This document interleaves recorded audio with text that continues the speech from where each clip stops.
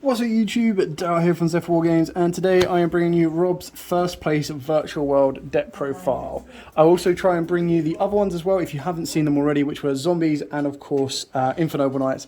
Quite fun, interesting decks. So we're going to dive straight into this, and it is pretty straightforward and simple, playing triple Lulu alongside triple Lolo, triple Lily, triple Gigi, and I believe he is playing a double Nyan Nyan alongside one Tutu, a lot of double barrel names.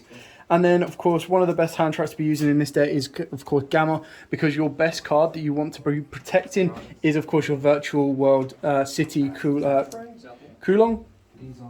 Then we've also got triple Ash Blossom and the single Prankatops. This is a bit of an interesting choice of the Prankatops, because I mean virtual worlds can go second, they can go first very well, and what makes them so good and relevant is of course Shen Shen. Like a level 9 synchro that basically just says any card sent from the graveyard is banished, can really hurt the current meta decks.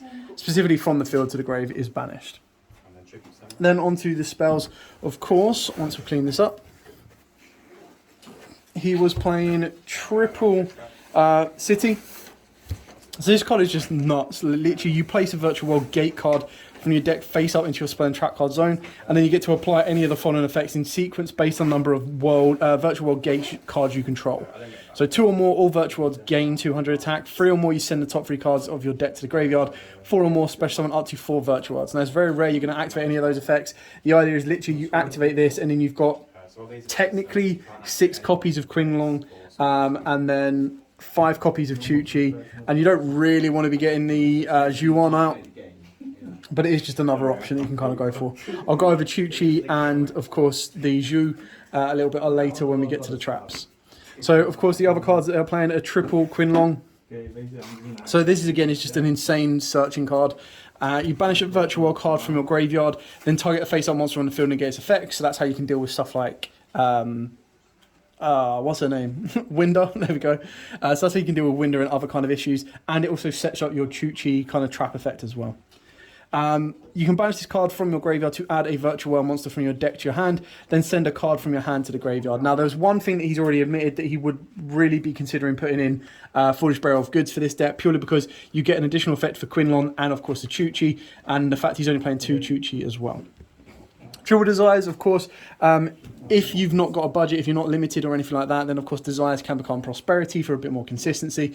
Your extra deck has a few flex spots that you don't need to rely on massively, because pretty much if you get the Chuchi combo blocked out with your Shen Shen, you can pretty much shut the game down from that and go from there. Then, of course, going second, again, because he's got the Harpy's Feather Duster and the E-Telly, so it does look like this has been designed more to be going second OTK than anything else, or second Breakboard, Shen Shen, everything banish. Moving on to the traps, of course, we've got the 2 Chuchi, the one Zhuan or Zhuwu. So this one is basically just during your turn, you can banish it to special a virtual world back from the grave, which is really nice. But the Chuchi is the one that's like the Mac Daddy. This is the boss, the issue to deal with, because if you back this up 9 out of 10 with Shen Shen, you're basically recycling your banished virtual worlds back into the deck, and then you get to target a card and destroy it. So you're pretty much dealing with, it has to be face up, but you're still dealing with any kind of issues that your opponent might bring to you. And then obviously if it's backed up with Shen Shen, it's all going to the going to get banished. And then triple Imperm. Again, just something that can't be called by the grave, anything like that. So when you look at it, including the Gamma package, there's technically playing 9 hand traps. So at any point, if you wanted to shift out the hand traps, then you can do. Now this build obviously worked for him. There are improvements that he's looking at doing, and they're just kind of the options that he's playing around with. For the extra deck, so for the virtual world monsters, of course, you're going for the Mac Daddy and the main card, and that is, of course, Shen Shen. Follow that up with the only other one that you play, and that is, of course, the Virtual World Phoenix Fan. So obviously this put in a bit of work for him today, but again, it's less relevant, but you do have the option to be making level 6 synchros, rank 6s, and so forth. Coming off the back of the rank 6s, of course, you've got the one Patelli or Constella M7, because you can recycle materials from the graveyard, and also bounce cards as well. Off the back of that, you can turn either of these into a Gaia Charger, and the Gaia Charger can then go into a Zeus. So you've just got that board clear XYZ route, or you've got the Syncro route as well. The last XYZ is, of course, the Burn, Boozle, and Gossip Shadow, because you do worry about Nibiru now.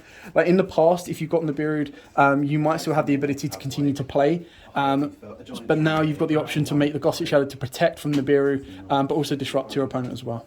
Looks really cool. I didn't realise that you've got the others in the background, other numbers in the background. That's really cool. And then continuing on with the Synchros, of course, we've got the 1 Carol Dragon, level 6, Sulkin and Dragon Mech, so another level 9, and you can pretty much make this with a Coral Dragon plus another level 6 Synchro, which could be Charge Warrior. Crystal Wing, Final Sigma, so you've just got boss monsters galore. You've got a boss monster Synchros, and then of course you've got the Mud Dragon that can fuse to bring out Dragoon or Caliga. Now, I never saw him actually make either of these today, but they're both there for their own particular uses. You can pump out the level 6 with the greatest Vs. This can then become Alistair or can become Dark Magician, and then as long as you've got the Dragon or the other kind of asset that you need, then that's how you can make Dragoon or bring out Caliga, because you only need a Dark. So again, very specific, but you can kind of see the different boss monster routes that this deck has. Like it's got a level 12 in the extra monster zone is pretty much a Towers, a Zeus, send everything, a Shen Shen, banish everything, and then you've got all these cards that you're going to build up into as well. Anyway, that is it for his build. It seems to, like I said, work for him today. There are a couple of changes, mainly looking at Foolish Barrel of Goods that he'll be considering to kind of put into the deck as well, to change it around and give it a go. But now you can kind of understand why Virtual Worlds are now becoming, I mean, some people see it as a meta deck, some people see it as a rogue deck. It's just very powerful at countering the current meta right now, especially when you look at Tri-Brigades and Drytrons that both want to be used in the graveyard as well. As soon as you take that away from them, they can really, really struggle. Anyway, thank you so much for watching. Don't forget to like, comment, subscribe, share. Till next time, guys, as absolutely always, stay safe and happy dueling.